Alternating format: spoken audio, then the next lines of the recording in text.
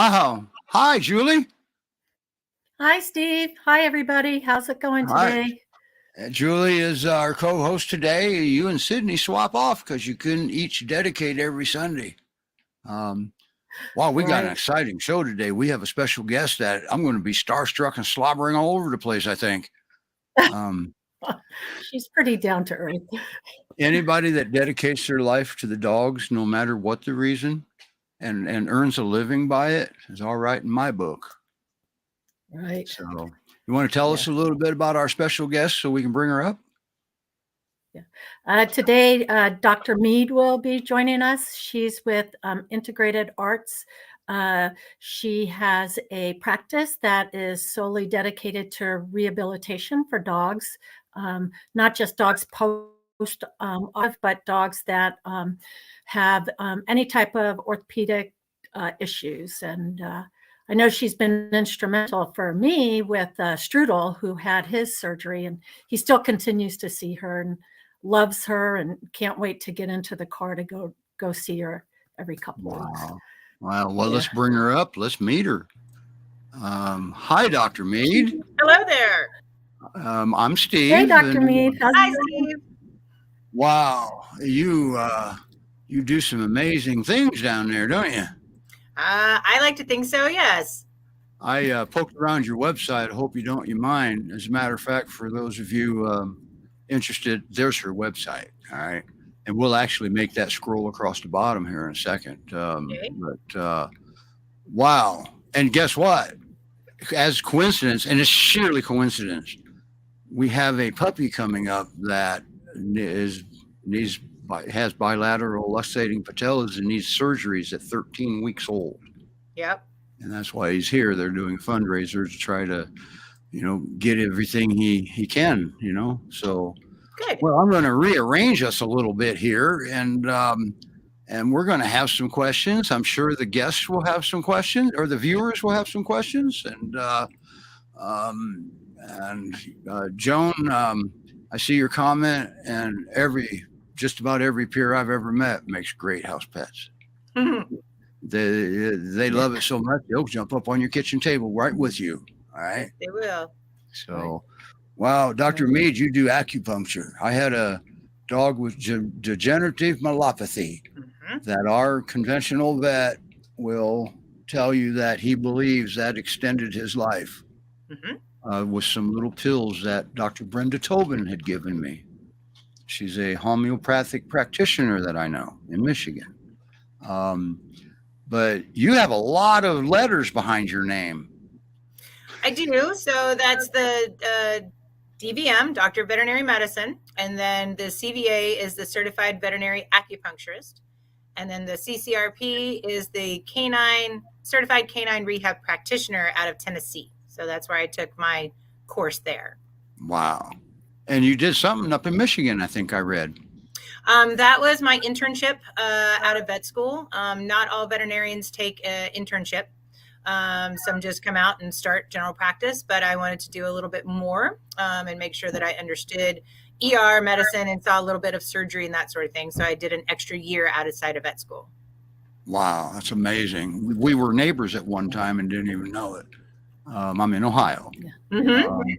Now, my opinion is post-surgery rehabilitation is probably even more important than the surgery because it depends on, in some cases, if the surgery fails or not. Am I correct in my thinking? Well, I believe so. One of the reasons I got into physical therapy was because in the ER where I was working, I saw a lot of dogs that were unfortunately at the end of their time, and owners didn't realize that there was other things they could do. They didn't know about acupuncture. They didn't know about physical therapy. And when their surgery failed, they got really mad at the surgeon. But unfortunately, maybe it was just because they didn't have the proper movement. Way back when, we used to do surgery on dogs and put them in a kennel for 8 weeks and say, okay, they're a dog. That's where you go. And if you do well, you do well. And if you don't, well, it's just a dog. But now we're figuring out that we actually do need movement, just like we do in people. So they will get stiff and they will get sore. And if we don't move that joint that just got operated on, it's going to start to get into a position where it's not going to be able to move, and you're not going to be able to use it. And the other problem is they compensate. Dogs are 100% movement. They must move at all times. So if they can't use that limb, they are going to use other parts of their body to move, which is their other muscles, which is the opposite front leg, which is their neck, to try to get them going. And they're going to start to have a lot of pain in those areas. So your surgery may go really well, say a knee surgery. The knee surgery might be just fine, but the hip flexor muscle or the ankle, they didn't get the work that they needed. So now they're too stiff to work. So it may not really be the surgery. It could be the other parts of the body that the dog had to use while they were waiting on recovery or waiting to get the surgery. So that's the other thing that physical therapy helps with. Wow. Now, wow, that's awesome. Now you do water hydrotherapy too, don't you? Sure do. So I've got the only underwater treadmill in the area, south of Tacoma. So I'm pretty proud of it. There's a couple of pools around. I like the underwater treadmill because it's partial weight bearing instead of non-weight bearing. And with the treadmill, you can adjust the water level. So you can start off with full buoyancy. So a dog that can't walk on land can actually stand and walk in the water. And then as they get stronger, you can change the water level, the speed, challenge them with resistance to help to build those muscles. Wow.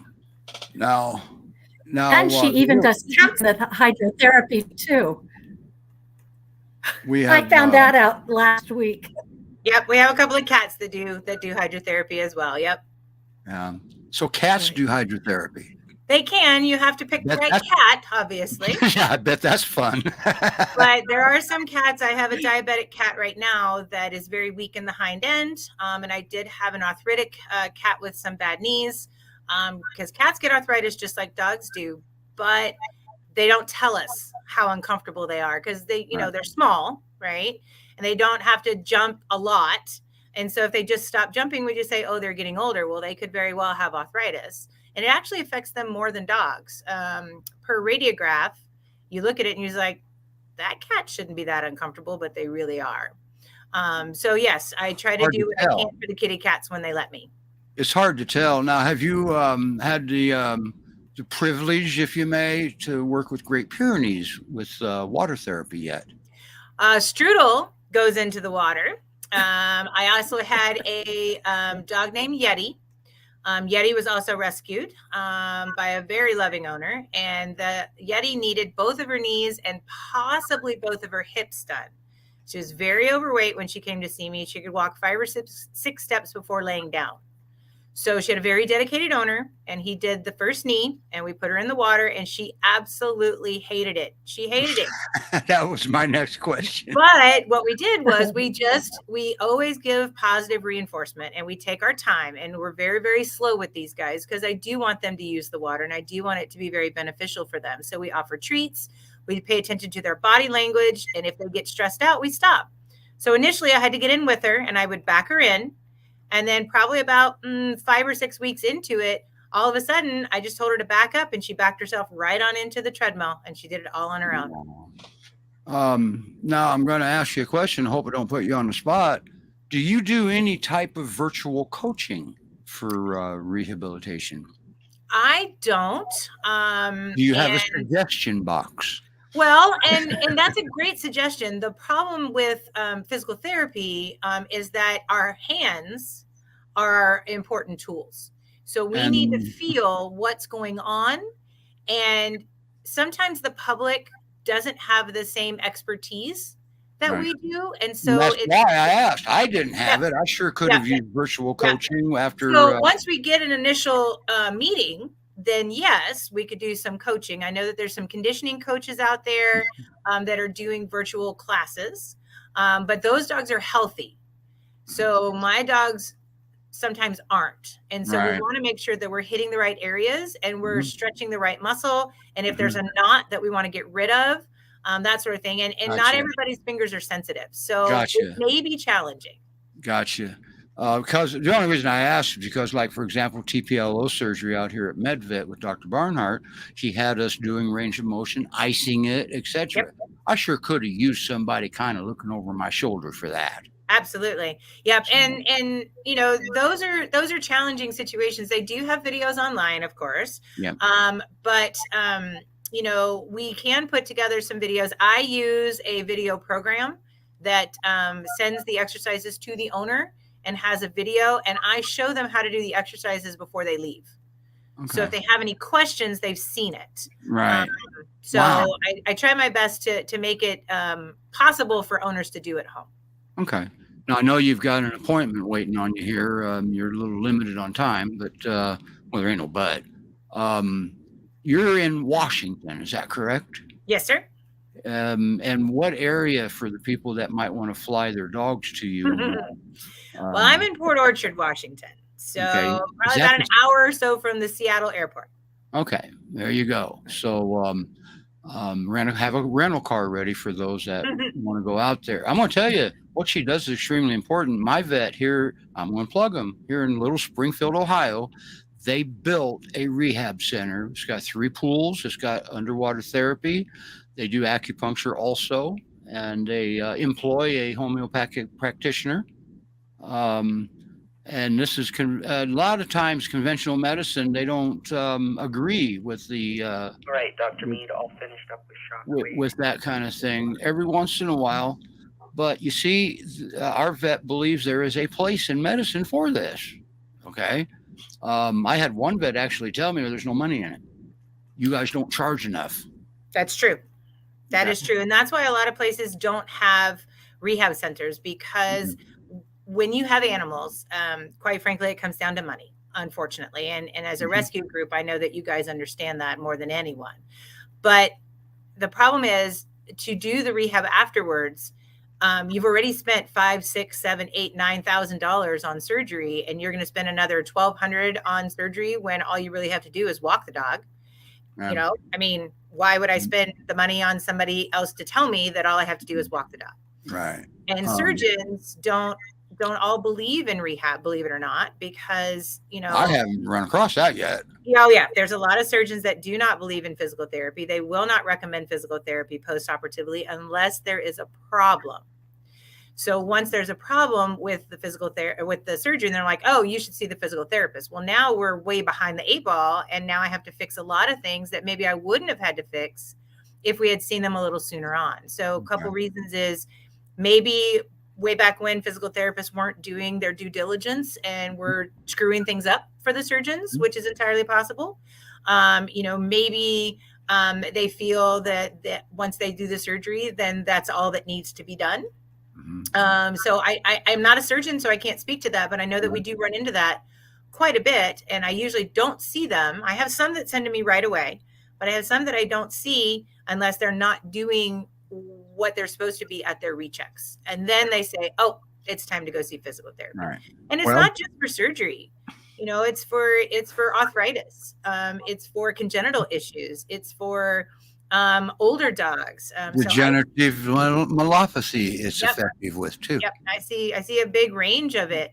And I like to think that rehab, because I do acupuncture and I do Western medicine, rehab is sort of the bridging between Western and Eastern medicine. I think it's the perfect marriage of the two, because Western medicine looks at the problem.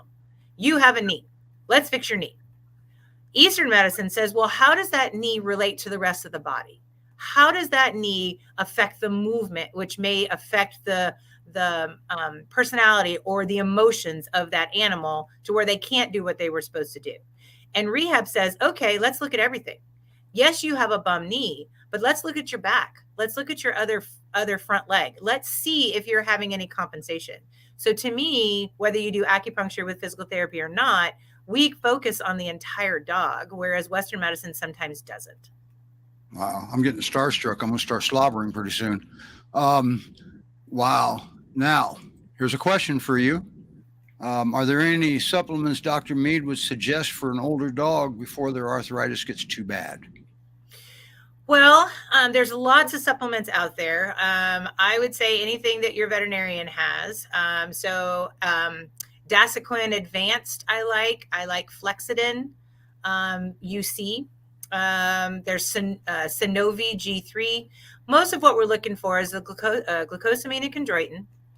And then there's a lot of natural anti-inflammatories that are great that are also in there. Boswellia, green-lipped mussel is amazing. I think Super Snout's not to plug anybody, but I don't know if that's allowed or not. But Super Snout has a sprinkle that you can put on the food that's just green-lipped mussel. So anything that has a natural anti-inflammatory, I think are really good. And then there's also something called Adequan that I have seen work amazing for dogs with significant arthritis. It's an injectable, and you can be trained to do an injection, and you do it once a month, every 6 weeks, depending on how significant your dog's arthritis is. Wow.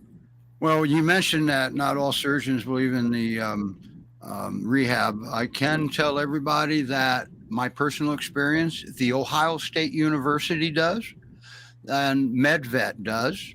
And so does Mad River Veterinary Hospital. They think it is imperative that this happens, especially the Ohio State University. Good. And they do a lot with animals, especially like osteosarcoma studies and stuff. They've come a long way. Yep, they have. So, wow, Dr. Mead, thank you so much. Your patient's not coming up. It's not by chance a Great Pyrenees, is it? It is not. No, I only have 3 or 4 of those, and none of them are coming in today. All right. Well, and that's enough.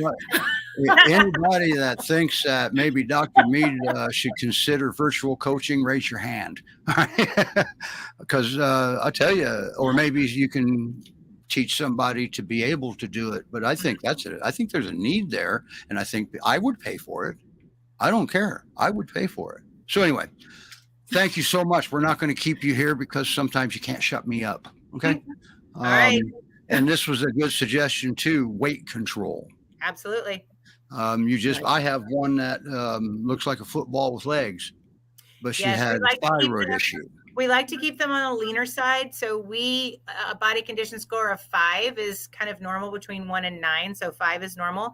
Rehab vets like them 4.5, just a little on the skinnier side, just because, I mean, think about it. They have to lift all that weight all the time. And it's hard for us with 2 legs, much less them with 4 legs. And if they've got arthritis, then it's even tougher. Wow. Wow. Thank you so much for coming on here. Hopefully, maybe you can come back from time to time, and that would be great. I'm starting to stutter, Julie. Help. I would love to. Okay. Thank you. I'll see you next week. All right. See you next week. All right. We'll take you down to the green room, and thank you so much. And we're going to move forward here. Thank you. Nice to meet you. You too. Wow. Boy, I'll tell you, I was getting close to slobbering there. She's dedicated her life to this. And I didn't know that there were some surgeons that didn't believe in it. I didn't know that. Man. Well, I know she's Strudel's rehab vet, and it was just part of the progression post-op for him. And he him going to rehab, I think, was a huge part in how well he's done post-op. And now we're down to going every 3 weeks. It's kind of a maintenance for him. It's just, I think it's like a social thing, because he absolutely adores Dr. Mead, but they've been they're a great group, and I've learned a lot from her. Maybe if we can get her to come back on, and I was going to ask her, but we didn't have much time, what kind of pricing it was. And I don't want you to go into that because it probably varies for situation to situation. Okay. But I'll tell you, it's very reasonable. I was going to say it's not expensive. I do know that. No, all right. We got to move forward. We still got more show left, but we got time. And that being said, boy, we got some, man, we've got some good dogs down here too. I mean, we've got Elio, we've got Jerry down there, and we've got a special guest. The dog's not in rescue. Well, I don't know. I'll just give you a little hint here. We're gonna bring Ang up. Ang has a problem, and hi, Rebecca. Hi, I'm here. All right, little Ang. He's got a little bit of a story behind him now, doesn't he? Yeah, he was quite the surprise. Okay, now he's not in rescue, is he? No, and we're trying So, to keep him out of rescue. right. So how did you acquire him? So someone had posted him, and we were pretty concerned about where he would end up. He had already had 2 other owners prior to me, not counting his original home. At what Uh, age? 8 weeks. So we got him at 9 weeks. So we're his 4th home if you count his original. Don't take a dog away from their mother. As a matter of fact, most states have the law that dictates this before 8 weeks. Okay, he had 3 homes already, and he was just 8 weeks. Right. Yep. I have no idea when he was actually taken. In fact, a lot of his history was like the shots didn't look credible. All right. So, And we're going to assume the breeding wasn't the greatest because you're here for a reason, aren't you? yes. So we took him to the ER vet 3 days in because he was vomiting with diarrhea. And I watched the owner previous to me put him on the ground when he didn't have all of his shots. So I was concerned about parvo. And at that visit, they found that he had bilateral luxating patellas. And we've been to I can't even say how many consults at this point. But it was confirmed. And one of them is stage 3, which is the one that they are more concerned about. So they want to do a soft tissue surgery right now. And we're just not in the position for this. We weren't expecting to do all this. Excuse me 1 second, Rebecca. Let's Yeah. look at that. This dog needs knee surgery at 13 weeks old. Right. Yes. They said it's hereditary. So, no one can expect that one. right. Yeah. So it's really unfortunate. Dog. Well, go ahead. I'm sorry. Oh, no, I just said it was really unfortunate that he's in this condition at his age. And you have a Great Pyrenees now, it appears. Either that or you saved another one.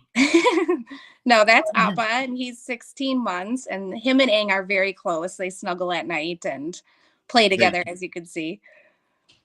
So now they did have a rescue to step up and take him. And once a dog goes into rescue, then you don't know what's happening. But, rescues are doing what they can for the dogs. Okay. Make no mistake. But here's the problem.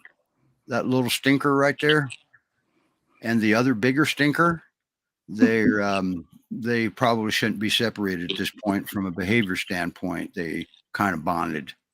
And Appa was, when we knew this coming in, that he was desperate for another dog, because anytime you have a puppy, you should have another dog for a puppy. And right now, this is more than mentoring Aang. So that leads up to another little bitty problem. How much is the surgery? Never mind, I can answer that. You got a good price, though, because a California rescue actually set you up with a discount, didn't they? Yes. So they referred us to their surgeon that they use. And he was nice enough to see us because they're only accepting on referrals. They're not taking new patients. Previous to this, we had gotten much higher quotes than this. Right. $4,055, right? Yeah. And Aang has a fundraiser going. And it's scrolling across the bottom. I will put the fundraiser in the comments if you would like to help Aang and Rebecca stay in his home, because she'll have, I don't know about you guys, but I can't afford $4,000, especially, something that is unplanned. Okay. Not many of us can. So she started a fundraiser, and it's, if you guys have an extra dollar or two, she would highly appreciate it if you were able to help her. And she keeps everybody updated on her fundraiser, and it's actually not doing too bad. You're getting close, aren't you, Rebecca? We are. I'm really hopeful. We have it scheduled for January 20th, and I'm hoping we can raise the funds before his procedure there. Okay. How much is left to raise at this point? I think it's around 1,700, 1,600 left. So you're over halfway there. We are. Now, keep in mind, the other quotes were like $3,000 per knee. Now, he's going to need some more surgery up the road. This is a soft tissue surgery, and and that's pretty sad. And every surgeon is in agreement to this. All right. So, but she saved a dog from certain suffering until his end. Do you agree with that, Julie, because of the situation? I do, and I can totally relate to your situation. Even at 13 weeks and being seen by a vet, that's considered pre-existing. So, any type of pet insurance, he doesn't qualify for, even at such a young age. Pet insurance too. She has pet insurance, and this will be the only thing. Her pet insurance after this surgery will cover him after that, even related to the. So that's not great. Sorry, so not related to the patellas, but anything else. So anything else. Yes. So if he tears an ACL, that'll still cover it. Yes, so it will cover ACL and anything else like arthritis. But yes, they won't cover the patellas because it was found in the waiting period, which is really why we're in the situation we are. Right. He doesn't, unlike humans, they can deny pre-existing conditions. All right. Right. The Affordable Care Act took that away for humans. Right. So we need an Affordable Care Act for pets now. Yes, please. So, that is one, boy, I'll tell you, that picture there, pretty much every picture tells a story. You know how that goes. But I will put the fundraiser in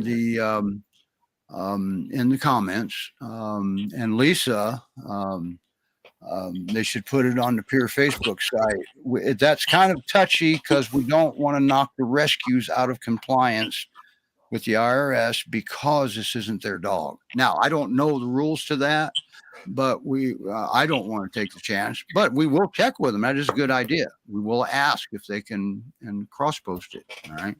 So, and the rescues are just, they're pleased with Rebecca that she actually stepped up to the plate, because this would have been expensive for rescues too. So, wow. Okay. We got to move along. You want to stay up here for a little bit, Rebecca? Yeah, I can keep him up a minute. Okay. Now, so we're going to go this route. We're going to bring a boy up that,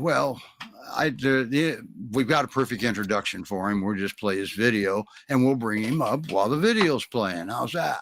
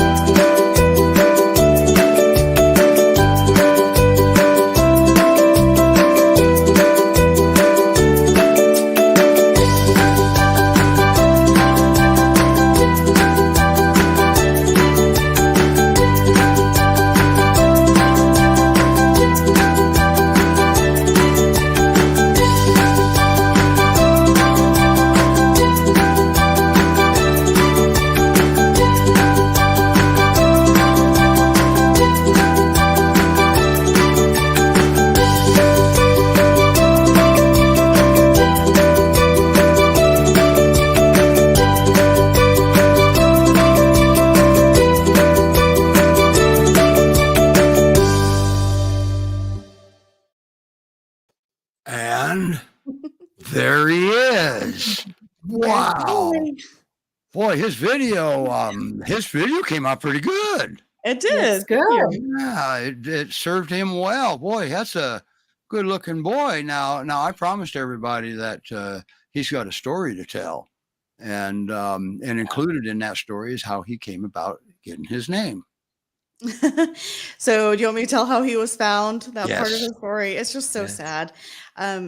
He and his sister were chained together, wandering around, and it was nap time for him, so he's gonna lay back down. They were chained together, found, taken to animal control. The family was contacted. They had a family. The family was contacted, and they surrendered the dogs. Wow. They said on the paperwork that they didn't have money to spay or neuter, so both dogs were surrendered. And They came were to chained to their sister. He was chained. Everybody, please don't chain dogs together. Yeah, it's and some people don't know it is illegal now to use chains on dogs in Texas. You used to be able to use them if they were on a tether and could go back and forth. That's not the case anymore. It's illegal. It's just Really? a matter of our law enforcement actually enforcing it, which they don't always Yeah, do. and you have more dogs than you do enforcement capabilities down there, Yeah. don't you? Oh, for sure. So when we got word that Elio and his sister needed to be saved, but they needed foster homes, so I said, okay, we'll do it. We had just lost a foster to cancer. So I was like, okay, we're ready. And we'll bring him home. And I got to pick his name. This is the first time I ever got to name one of the dogs. So I was very excited. And I have a running name list. And he was either going to be Ezra or Elio. And I ended up going with Elio, it's a character from a book that was turned into a movie called Call Me by Your Name. And I love the character Elio, and it's a French name. And it just seemed appropriate for this dog, whose breed came from like mountains in France. I was like, oh, it's perfect. Yeah, he's Elio. And Yeah. I found out my wife actually has that book. it's a good book. Good book, good I movie. wouldn't know. I don't read. Maybe I should learn how, right? Or just watch the movie. That's good too. There you Yeah, go. that's our handsome boy. He is, and that's one heck of a story he has to tell. Now, he had a little bit of trouble warming up to your husband, whom created some confusion in the first wording of the video. And thank goodness we have help on those videos because your husband, what's his name? His name is Foster. See the confusion capabilities? All right. Yeah. So when Foster fosters, it gets a little confusing. So we have a comment here. What's it? Julia says he's very, very handsome. Julia is in Ohio, and she has saved many, many dogs. Now, we have two questions that are the same. What happened to his sister? So unfortunately, we couldn't take in both dogs. As you see, we have our own back here. So we were limited on space, and it was the same case for the other fosters. So they were split up into two different foster homes. But they both came into rescue. Yeah, but they both came into rescue. Okay. So her foster family failed and adopted her. Oh, so she's adopted. Yeah, I believe he's jealous about that. She goes by Annie now. Annie. They're identical, except that Annie is a little smaller. He's a big boy. He was underweight when he came in.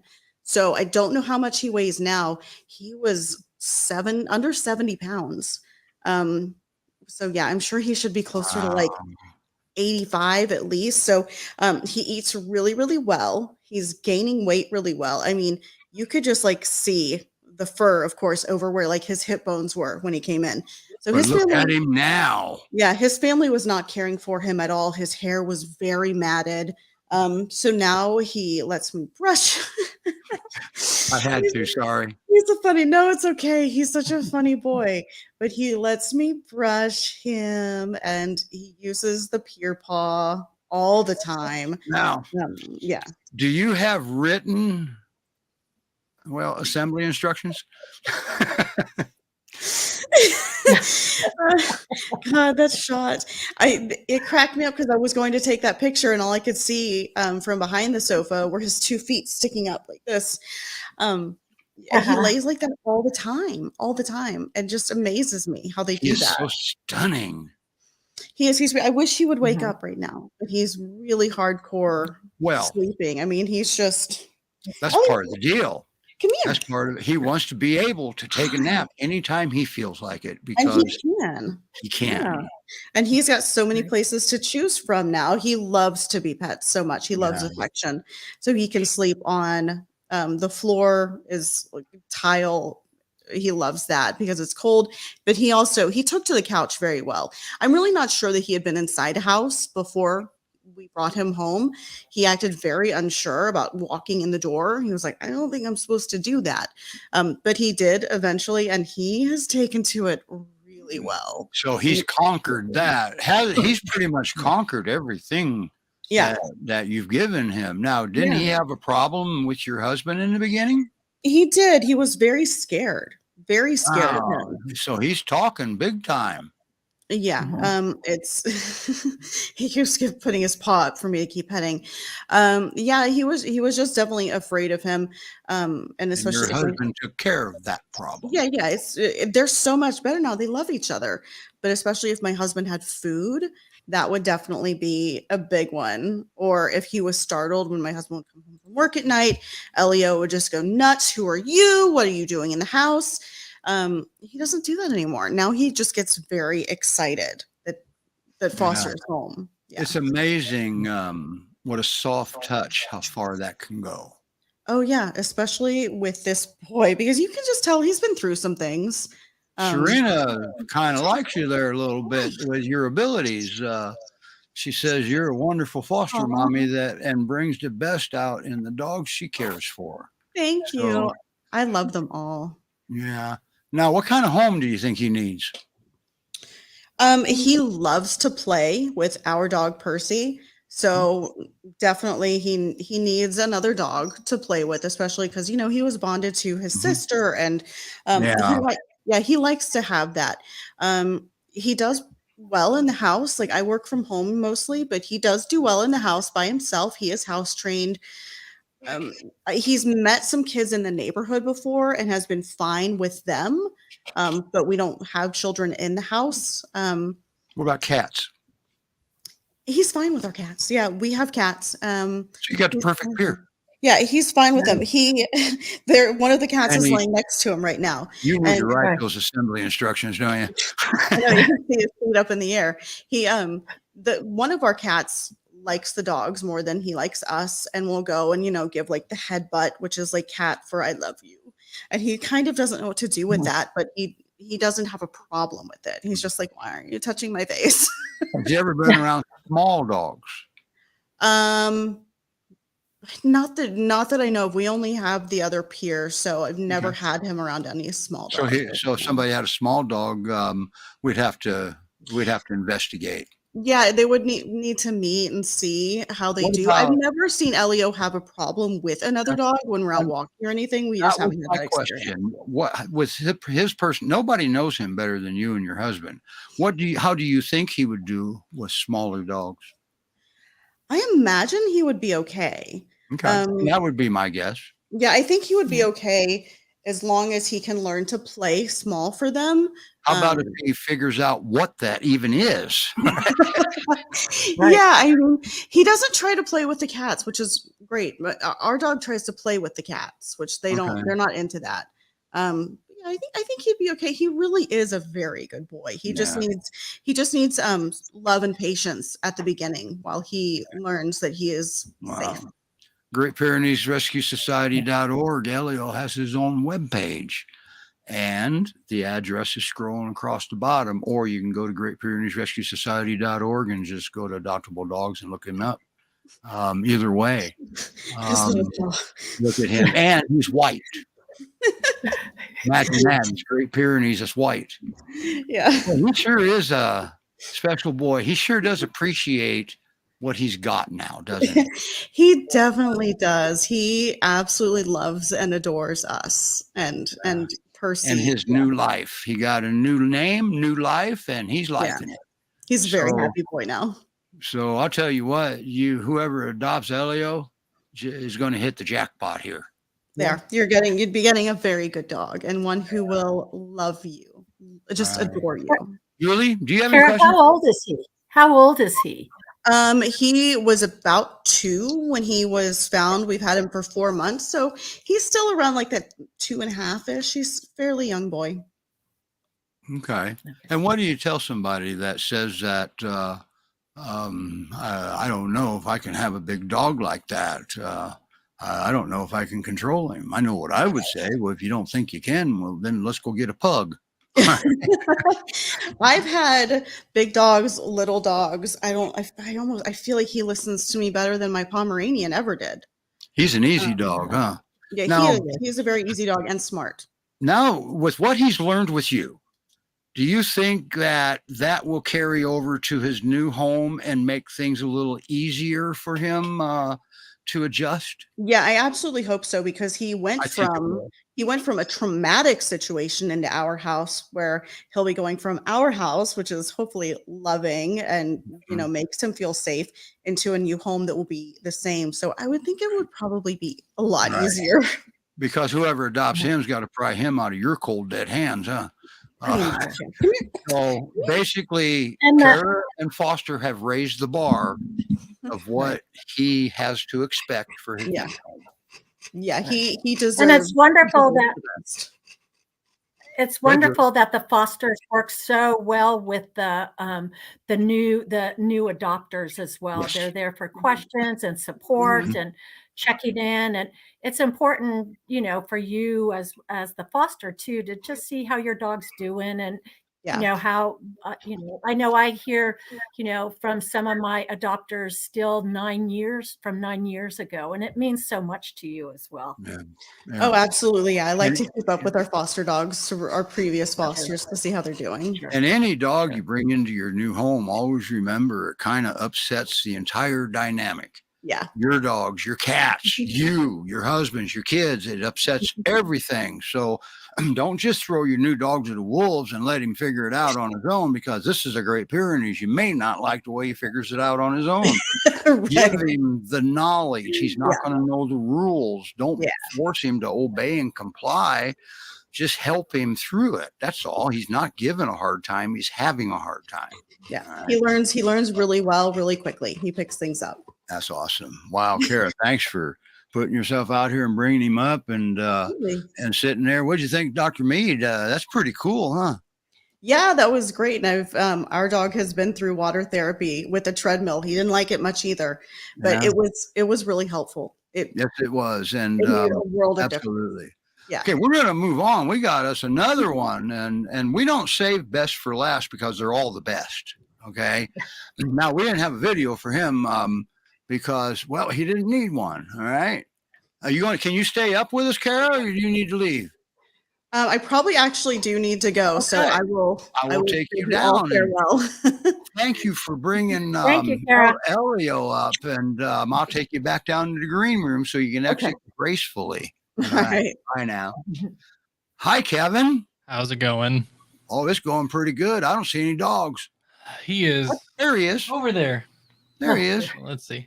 Oh yeah. Oh, looky there. there. He is he's kind of a lazy bones right now, and he's also a little mad because he's up here for this and he hears our other peers outside having fun. So I think he's kind of mad at me that he's like, why can I be out there? But Now I had a little situation when Serena suggested you. I didn't know which one was the dog and which one's the human, because your name is Kevin, and what's his name? so his name, they wanted to give him the name Jerry because we were calling him Old Boy because oh, you pawing my chair? When we found him, I'll get into the story. He looked a lot older than he was, but they said Jerry's a nice name, and he kind of gives off Jerry vibes. That's a fitting name for him. But Yeah, well, I mean, Yeah, that look at was- that picture. How old would you say he is? I'd say about 15, 20. that was him. Yeah, like I said, and the picture. So it's like the picture only tells half the story. I mean, when he was walking up our driveway, is kind of just that slow Wait a bumbling minute. walk. Wait a minute. Walking up your driveway. Wait a minute. Maybe you should elaborate on that a little bit. Oh yeah. So he came into the rescue through us. He wandered up our driveway just one day. We looked out the window and we saw this dog walking up and down our street. So, got like a treat. And we're like, hey, come see. And, brought him in our backyard and he ate the treat and then pretty much kept his distance from us. We went to go pet him. He'd walk to the other side of the patio. Never outwardly aggressive, but just fearful. He didn't want to deal with us. So he just showed up. Mm-hmm. How did you know to call the Great Pyrenees Rescue Society? So we have 2 dogs through Great Pyrenees Rescue Society. We have Freya, who is known as Wilma in the rescue, and then we got Nikki from the End Litter about 2 years ago. And so when we saw a peer wander up our driveway, it's like, we know exactly who to call. This is awesome. So you're like a dog magnet, or did he wander up driveway because you already had Great Pyrenees there? It could be both. Like I said, I've lived in this house. I bought this house for my parents, so I've been living here my whole life. We've had, I don't know how many dogs wander up our driveway. I mean, we've had like 4 of them that we've kept as pets. We've found some of them wander up our driveway and we find them in the neighborhood an hour later. I mean, dogs are just attracted to our house, I guess. Okay, based off that picture, now, how old did the vet think he was? They gave him an estimate. They said he's probably around 5, maybe 6 years old. Wow. So yeah, when we brought him in like that, we were expecting kind of like you said, it's like, all right, he's probably, a senior dog, maybe like 8 to 10. They're like, no, and there he is all cleaned up, fresh. He's all spiffed up there, isn't he? Mm-hmm. Yeah, that was him right after the groomer. So there you have it. Jerry's about 5. Now, this is an educated guess. Is that correct, Kevin? Yeah, that's what the vet said. They're like, we can't label it down exactly, but per our knowledge, this is what we would say. So that's awesome. Yeah, which sorry, senior owners, for come out here to see a senior. Sorry about that. He acts like a senior. He's a senior. He'll be about 3 years. He can be a senior. You can call him a senior if you want. He's a senior at heart. He's a little bit of a lazy bones, kind of just. Now, how does he do with your other 2 dogs? So he, at first, they would, because we had him outside when we first got him because the other dogs were inside. They were sniffing at each other through the doors, and we were worried that since he was a dog that wandered up, we were afraid that he'd lash out at them, or like feel backed into a corner. So we introduced Freya, the older one, first. They sniffed each other. That was about it. And then we let Nikki out. They all sniffed each other, let him run around the backyard. And I mean, he'll sometimes go play with them. If the other 2 are getting riled up, he'll go in there, throw a pure paw or 2, and then he'll just kind of sit down in the yard and just watch them do their own thing. He just it almost sounds like that's not the first time they sniffed through the fence. I know, right? Yeah. What about cats? So I haven't seen any. There's no cats in our neighborhood. We don't have any cats. I'm sure there's cats in our neighborhood, but we have dogs on all sides of us. So I'm pretty sure cats probably stay away from us. He's never, so we don't know how he'll react around a cat. I mean, he's seen a handful of squirrels in the yard and he just kind of stares at them. So I'm assuming, any other smaller animal, he'll look at it and then that's it. He'll just be like, all right, whatever. I mean, like I said, even with our dogs, after he gets his 5 minutes of playtime, he just does his own thing. Wow. So it sounds like he wouldn't be too bad. What about smaller dogs? You got a neighborhood full of dogs. Are any of them smaller, or does everybody have Great Pyrenees in your neighborhood? I'm moving there if they do. I mean, that'd be pretty cool, but I'm on like walks and like even in like stores or groomers, he's interacted with dogs bigger than him, smaller than him. Like I said, he's about as easy. Like I've always been, whenever I see dogs released, I'll kind of tighten up on the leash and get ready, in case they don't like it. He leaves slack in the leash. He'll just walk up to him, sniff him. That's it. Wow. I don't know how he's so, for being as skittish as he was when we first found him, I don't know how he's so accommodating with. He's comfortable now. Yeah, that's probably it. Because once he warmed up to us, I mean, he really warmed up to us. Yeah, when your dog is comfortable, that's it right there. You get the most out of your dog when they're comfortable. Julie, do you have any questions for Kevin? Yeah, he sounds like such an easygoing dog. I was thinking he would be a great second dog for for somebody that's looking to adopt, that kind of Absolutely. moderate energy, something that, would bring a look lot at him. to a new family. Oh, he I Now, does. how did he go Let me from say okay. that to that? Right. I mean, wow. Got him some food, got him some water, brought him to the vet. So when we found him too, he had heartworms. I don't remember. It was some sort of intestinal worm. It might have been tapeworms. I don't remember. It was Hookworm, tapeworm, ringworm, or it was whatever. it was but another worm. Parasite. Yes. And so, we put him on the slow kill method. Got him his medicines, got him groomed up. So it's like he's got a clear. Is he still heartworm positive, or is he done with that yet? No, he's heartworm negative. Wow. How long did that take? It took about, so the heartworms weren't that bad. I guess we got lucky catching it early. And so the slow kill treatment, they gave us the medicine, and I went back, I did, my first dose, second dosage, and then went back about 7 months after that. Somewhere 7 to 9 months. And then, they ran the blood work, and they're like, he's clear. Like, he's good. Wow. So they said usually it takes up to a year sometimes. So that's why they were looking us at smaller. It's heartworm, okay? It's a horrible disease. Give your dog heartworm preventatives, and you've got a much better chance of preventing that. Now, Julie, the slow kill method, isn't that kind of a deceiving name to the method? It is, but it's what we at GPRS use for all our dogs. And Right. I know it's the better, more improved. I think the fast kill, as they say, can be very toxic to Pyrenees. Well, I there's know prerequisites when to it too. Right.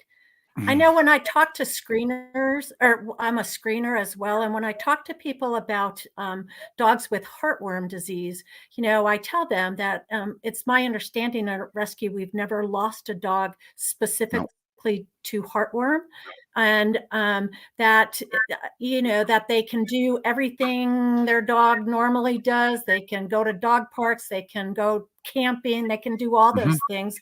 I just say, during that time, maybe don't take an 11-mile hike up a mountain, or, think you're going to run a 10K. The dog the dog typically won't overdo it, right? Anyway. Right. And if they do, then, well, he'll call for something maybe. There'll be a sign. Now, there was actually a clinical study done on this a few years back by the University of Illinois in conjunction with the University of Georgia out of Atlanta. They actually put a name to this treatment. It's called the moxie-doxy treatment. Uses moxidectin. All right. And so there is a clinical study, and anybody that wants that, I will send you the PDF of it if you ask. So, wow. So it is kind of a deceiving method because people have seen the imidacide method take up to a year at times too. So that's why slow kill can be a deceiving. Don't let it deceive you. It's effective. All right. It does kill slower. That's the idea behind this. So it doesn't kill them off too fast and form blood clots. Okay. All right. So anyway, enough of that. I'm not a vet. Julie's not a vet. So always remember that. Okay. And Kevin, he's a good foster. Boy, listen to how his tone. Anybody that maybe thinks Kevin sounds good, raise your hand. All right. He's got a good microphone, and he's not a dork like I am. That can be argued, but that's for another time. Wow. No, Jerry might have his own show here, Well, maybe he can help with this one even. Right. He can be a guest. Do you know why his Jerry's got a generic website, just Great Pyrenees Rescue Society.org? Because we don't have a producer. And I would be a great producer, Kevin, and you could actually do the show with co-hosts, obviously. Anyway, you would tell me how the show is going, and I would make suggestions on stuff to do because I've been doing it for, oh my God, since 2016 now, I think. I can't believe people are putting up with that. And we have viewers. I see him. Okay. Well, not see him physically. I see the numbers. But, Yeah. That's 7 so years. what That's kind of awesome. home do you think he needs? Let's get back to him. So, I mean, I think I don't know how he'd be as a solo dog. I'd like to say he'd be fine, but it seems like, he's been in our house for over a year with 2 other dogs. So I'm sure he's probably used to multi-dogs, but I'm sure he could probably do fine on his own. Okay. So he wouldn't necessarily need a mentor dog. He would just need a pal. Yeah. I'd say he's a Pyrenees. Like I said, he's about 5 years old. I mean, I don't even know if he'd want it. He's kind of such a lazy bones that, a mentor dog, he'd probably just look at them and just lay down and be like, thanks. That's what I took from it. Okay. Wow. We have had him over a year, and he hasn't been adopted. So we didn't do the rescue right when we found him. We wanted to, get him all cleaned up, heartworm positive. That way, when we went to the rescue, we were prepared. We could be like, hey, look, here's his negative tests, here's his vaccinations. Like, now we can move forward. So, okay, cool. All right.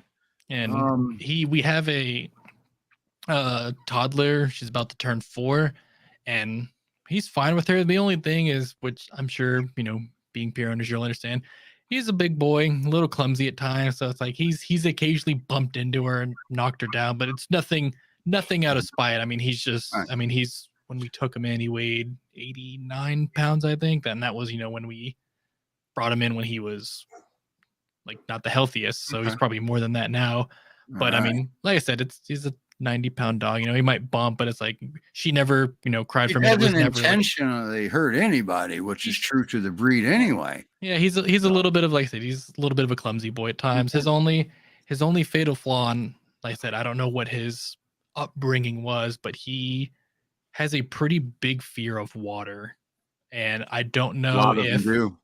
Okay, so I was about to say our other 2, it can be raining, and it's like they'll just walk out there. Oh, you talking about the rain also? Well, rain, pools, hoses, like any. Okay. I mean, he'll drink water, obviously, but I mean, if it's raining, yeah. But if it's raining outside, and it's like, it's like, hey, go outside, go to the bathroom. You haven't gone all day.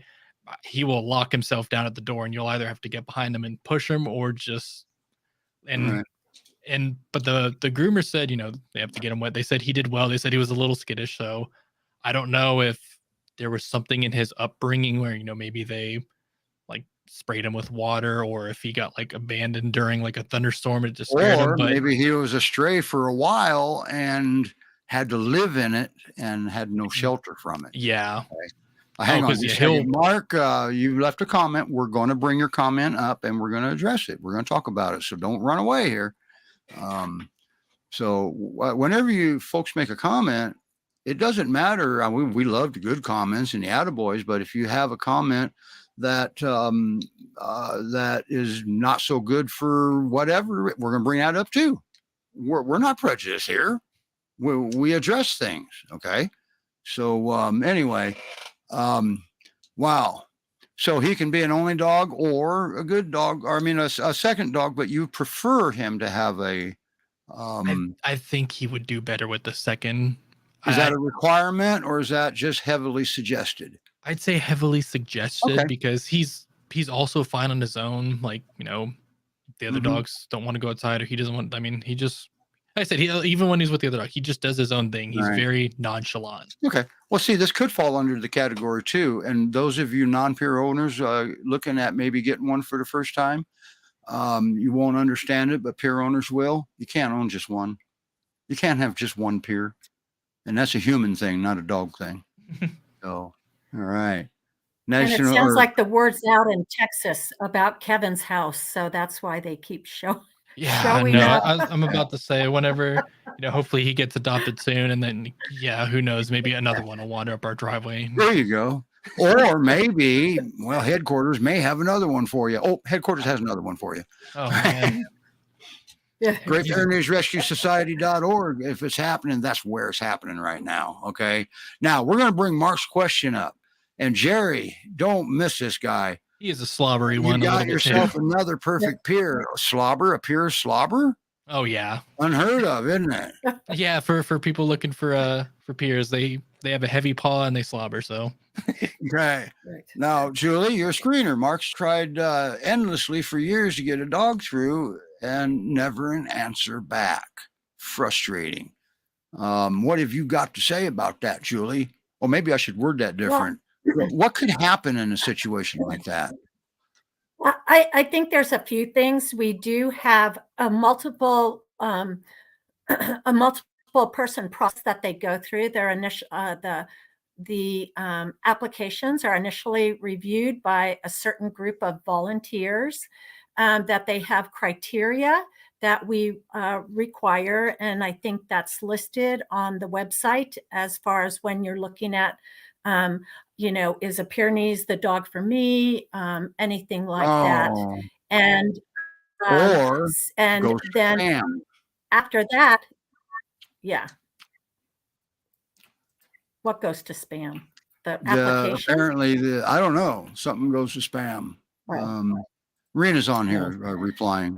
Right. But anyway, And then after that, if they meet the criteria, they go again to volunteers. And the one thing to remember about rescues is we all are volunteers. We all have jobs and families.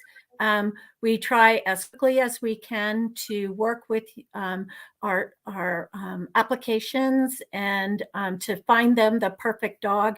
But again, where you might think your criteria might meet that, even if it does make it to a screener, sometimes they'll look at this and say, hey, I'm looking at this fence and maybe something's not right. Or I know where I've looked at fence photos from people that have maybe made it through the initial application phase. And then I've seen, backyards with, 5 foot tall grass in the backyard or something that might right. not, And or might also, prevent them at that time. So, yeah, you got to remember that if you don't meet the certain criteria, it's nothing personal. Don't ever take this personal. It's nothing to do with that. Now, because I was with Rescue for 10 years now, just about. I'm not now, but I help the rescues. So kind of still with Rescue if you look at it that way. And let me tell you, the stuff these folks see in Rescue would make most people curl up in a corner and just lay down and never want to go outside again. You can't unsee that either. And if I had to do all over again, would I join Rescue? Probably not knowing what I saw. So always remember that these folks, they can't unsee everything they see, and they can't get everything done that they want to get done. And sometimes you slip through the cracks. Okay. But it's nothing personal. I think what Rena's saying is that all applications, whether they make it through or don't, that they're responded to. Their so spam, it could be that his response is going to his spam file. It could be, yes. I mean, or junk folder. So check there as well. What would you suggest Thanks, to Mark? I do know, I'll tell everybody, you can't adopt if you don't apply. Okay. Right. So what would you suggest in this particular situation? Apply again? I think so. Or if there's a question, or if he could say, what is it about my application that's not allowing me to move forward to adopt a dog? It could be no fence. It could be a few different things. And the rescues always tried to work with you. We want to get our dogs adopted to the best home. Yeah, he's saying he never got a reply. Is what he's saying. Right. So I don't know how far. I mean, couldn't even tell him you don't have a fence because he didn't. But check your spam folder. Apply again, maybe, and then keep an eye on your spam folder. Right. Right. Or at this point, I don't know if they could go back and look at his application and then, again, somebody in the in admin or something could respond to him. Right. Kevin, that's for you. Right. That makes you feel good. We try to do a great job, and we want all our dogs adopted, and we want them to go to the best home. So rescues are very transparent. rescues are Yeah. very transparent, which is why I brought Mark up. He had a comment and we brought it up. And I'm very satisfied with the response. Okay. That something happened. That's all. There's no one, there may not be anybody to blame here except technology, possibly. So sometimes we were better off without all of this technology. Right. And as a screener, I can also say I've had some applications, to the frustration of Melissa and my other admin, where I've had them for 8 months, like working with them. It's like, okay, Looking for let's the get right to this dog. next step. Let's, Looking for the right dog. let's find the right dog. Right. Yeah. And, for multiple reasons. So, Right. I think that we all try to make an honest effort to help people to adopt through a rescue. Right. Nobody knows this breed better than these folks collectively. Everybody has input. This breed's not for everybody now. All right. So, and they want to send the dogs to a home that they're comfortable with. Sometimes it feels like you got to pry them out of your cold, dead hands. Okay. I get that. But isn't that what you want? Don't you want the dog safe? Right. Okay. Because they know where they came from. You may not have the whole story. And make no mistake, they're in Texas. There's a lot of them. And people don't have options, and they feel their back's against the wall. What do? I can't care for my dog anymore, but shelter won't take them. Or the shelter will take him and euthanize him. And I don't think he deserves that. Maybe, fighting chance on his own, maybe. There's all kind of stuff. It doesn't make everybody bad people. Okay. It makes very bad situations, but the people and this is to you people that, just got to go on vacation, dump your dog, step up to the plate.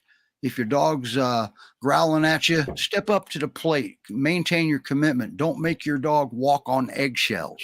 You don't make your children walk on eggshells, hopefully. All right. One mistake and you're out. Let's not do that. They deserve better, especially with the life that they've had prior, possibly. Wow. Well, I'm not passionate about that, am I? Wow. Kevin and Ang and Rebecca, look at that little puppy. If you can help the puppy, I will put the link in the comments. All right. And you don't have to. It's just a courtesy here, but they need a hand here. And Jerry, oh my goodness. How that transformation is amazing, isn't it? Yeah, it really is. Like I said, when we got him back from the groomers, we were like, this is a whole new dog. And here's the thing. I was going to say, that's like 10 pounds of dirt on there. Yeah, right. This is different. Okay, you get a dog with mange or something, that he's going to be looking all right. He didn't have any of that. Mm-hmm. That's what's so amazing. Wow. Thank you very much, Kevin. It was weird too, because it's like, when we would pet him when we first found him, his fur felt all rough and everything. It's like, that was the first thing when I went to pet him. It was really soft. And I was like, wow. I was like, oh yeah, you're like an actual dog now. You've got the soft, fluffy hair. Well, and he's asleep already. Boy, if you don't want to help the show, I want you to help me make my mic sound like that one. All right. At least. All right. Can do that. We got to go, man. We're 10 minutes overtime and we can't afford to pay Julie. All right. Or Kevin, as far as that goes. That's fine. So, wow, what a show. Boy, Dr. Mead, wasn't she fantastic? Hopefully she'll come back on and nice work, Julie. Julie got Dr. Mead to agree to this. I've tried. I invited an orthopedic surgeon on. I just haven't heard back yet. Now that was back in 2017. I'm still waiting. He'll answer eventually, or maybe not. So, all right, everybody. Thanks for joining us. Great Pyrenees Rescue Society. And don't forget, we've got Indy Great Pyrenees Rescue that supports our show. We've got the Great Pyrenees Rescue Montana and Pyre Rescue and Sanctuary in Colorado. Now, they just lost a dog last week. So be gentle with them and send them your condolences if you have to. And that's why you read what you read in our countdown timer. It was in memory of Teddy Bear. I knew him as Little Bear. So, and that was a sad situation. Now the 18th, the peer rescue won't be on, but after that, they should be back with a bang. They got some puppies in, but they'll be all gone. I think they're already all adopted. They just can't leave yet. That's all. Puppies, okay. They got to be have an immune system before they can leave. So anyway, all right, everybody. Kevin, thank you for coming on. I've got your email. Thank you for having me. I do appreciate it. All right. And Thank you, Julie Steve. or Rebecca got so tired of not shutting me up. She left. Bye, everybody. See you all next week. Have a good one. Oh, we have Bells. It looks like a dog named Bells is one of them that's going to join us. So there you go. See you next week.